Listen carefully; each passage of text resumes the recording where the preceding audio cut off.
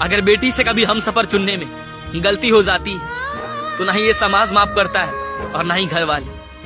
वही अगर घर वाले के चुनाव में हम सफर गलत निकल जाता है तो ये कहकर टाल दिया जाता है कि इसका नसीब ही खराब था। ऐसा क्यों? जब आप लोगों ने ही चुना है तो नसीब खराब क्यों? दारू पी के मारता है, ये करता है, वो करता है, जलील करता है, आपकी बेटी को नौकर बना के रखता है, तब आप लोगों को सही लगता है। लेकिन बेटी का चुना गया हम सफर आप लोगों को भाता नहीं है, लेकिन आपके चुना गया वो दहेज वाला हम सफर सबको भाता है, समाज वालों को भी, परिवार वालों को भी, रिश्तेदार वालों को भी। ऐसा क्यों?